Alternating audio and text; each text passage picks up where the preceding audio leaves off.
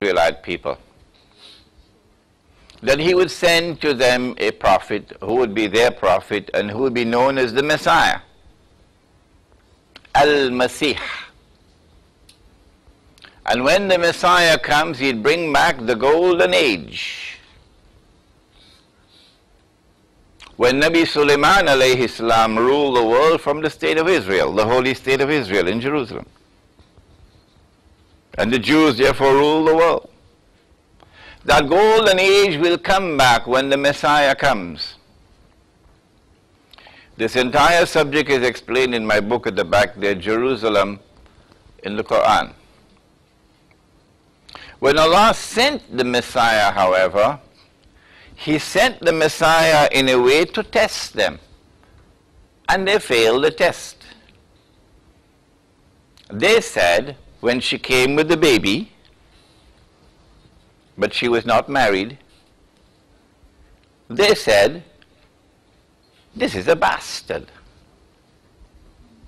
وَقَوْلِهِمْ وَبِكُفْرِهِمْ وَقَوْلِهِمْ عَلَى مَرْيَمَ بُهْتَانًا عَظِيمًا. They hurled this monstrous slur on the fair name of Mary. No. She gave birth to the baby, but she was sinless. It was what the Catholics call an immaculate conception. When the baby grew up and declared, I am the Messiah, they said, no, a bastard cannot be the Messiah. So they rejected him. And then when he started to condemn them for their evil, and in particular lending money on interest, they decided that he must die.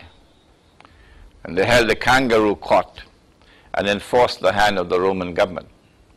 And then when they saw him die on the cross before their very eyes, they saw it. They said, that's confirms he could not have been the Messiah. Why? Because the Messiah has to rule the world from the holy state of Israel, from Jerusalem, and bring back the golden age. But he is dead.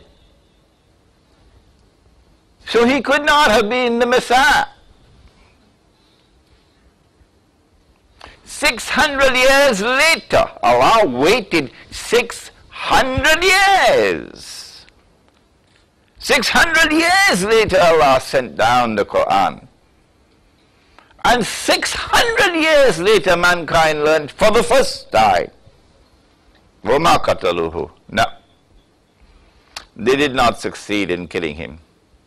وَمَا صَلَبُوهُ. No. They did not succeed in crucifying him. This is your book speaking. وَلَكِنْ شُبِّهَ لَهُمْ. Allah made it appear like that. But رَفَعَهُ اللَّهُ إِلَيْهِ. Allah raised him. He did not experience something called maut. What is maut? Maut is when Allah takes the soul and does not send it back. Last night, He took some of your souls. Some of you right here. But He sent it back. That's why you're here this morning. Yeah, that's Surah Al-Zumar. But if He takes the soul and does not send it back, that is maut. That never happened in the case of Nabi Isa alayhi salam. One day he's coming back. When he comes back, he's going to rule the world from the holy state of Israel. Rule the world from Jerusalem. And history will end. That will be the end of history, with the final and conclusive victory of truth over falsehood. The religion of Abraham alayhi salam will prevail over all rivals. But they didn't know that. They thought he died. He could not have been the Messiah. And so they're waiting for the Messiah to come. Allah's messenger explained that Allah created a being and programmed that being to impersonate the Messiah. And so he is known as Al-Masih al-Dajjal. Dajjal, the false Messiah, or the Antichrist. And he is going to rule the world from an imposter state of Israel, not the true state of Israel, an imposter state of Israel. And he's going to rule the world from Jerusalem. And he's going to declare, I am the Messiah. And they will all be deceived and accept him as the Messiah. By my calculation, children now at school will live to see that. And I've been studying the subject for 15, 20 years now. How is he going to rule the world? He can only rule the world if he can impose a universal political dictatorship over mankind. And he can only rule the world if he can impose a universal economic dictatorship over mankind.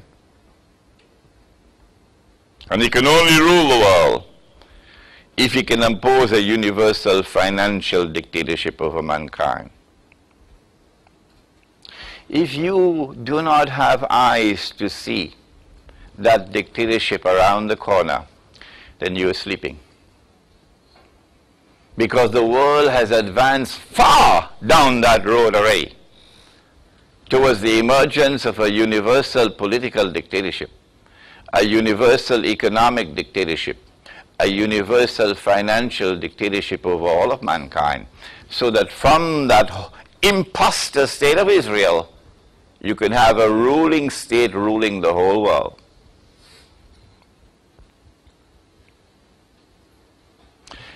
My book, Jerusalem in the Quran, uses the ahadith of the Prophet ﷺ to follow the stages through which this will emerge. 3 stages. 3 stages. In each stage, a ruling state. And that ruling state takes control of money. Now we see the link between religion, the scriptures, and money, and monetary economics. That first stage already came and went when Britain was the ruling state in the world. And the Bank of England was created somewhere around 1796. And the process emerged of trying to modify and corrupt money. Britain became the ruling state in the world, and Britain established a mysterious relationship with the Holy Land. 1917, for example, the Balfour Declaration. The British government declares it is the intention of the British government to work for the establishment of a Jewish national home in the Holy Land. Yeah, 1917. And then Britain presided over the birth of the imposter state of Israel in 1948. And then came a second stage, also from the Hadith, in which a second ruling state emerged, the United States of America. And when the United States of America emerged as a ruling state, the sterling pound was no longer the international currency. The sterling pound had to give way to a new money, the US dollar. And the Bank of England had to give way to a new monetary system from Bretton Woods, the International Monetary Fund. And now that second stage is drawing to a close.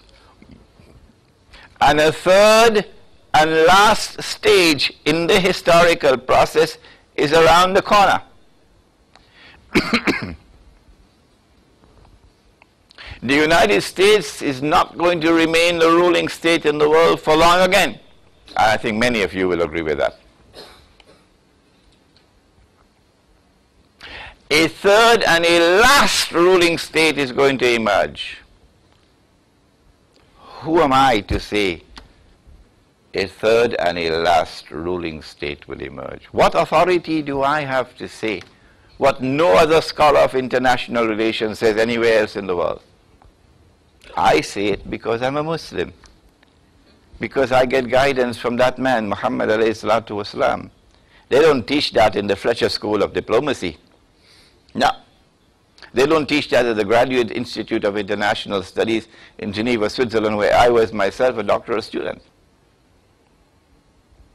A third and a last stage will witness the emergence of a third and a last ruling state. That is around the corner. If Iran is attacked, for example, which is possible. If nuclear weapons are used, for example, which is possible. You see the price of oil skyrocketing. You see the price of gold skyrocketing. But as bankers, you would know, it's not the price of oil going up, you dum-dum. It's not the price of gold going up, you dum-dum. It's the US dollar falling. Bankers would know that. Not just falling, it's the US dollar collapsing. Not just collapsing, but as Judy Shelton wrote in her book, Money Meltdown, she published that book about 6-7 years ago. She said it's going to be a money meltdown. An important scholar in international monetary economics, Judy Shelton, prophesying a money meltdown. When that money meltdown takes place, the US dollar collapses, this entire fraudulent, what's the word for fraudulent again? Penny-puan. This Penny-puan Kabir. This big Penny-puan, this entire fraudulent international monetary system will collapse. I expect that as the US dollar collapses, there's going to be a stampede away from paper money. You may want to think about that. And of course, when I make these, give these opinions of mine, remember, only Allah does not make mistakes. There's going to be a stampede away from paper money.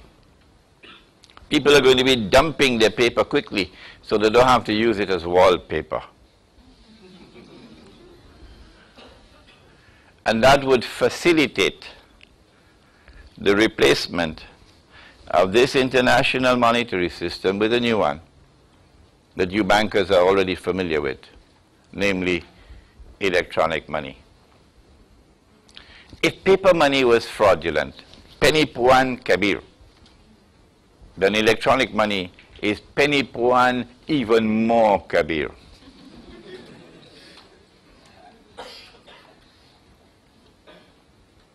As the United States declines, the economy collapses, and electronic money takes over, the state of Israel will then replace the United States as the ruling state in the world. That's coming. You remember me when it happens.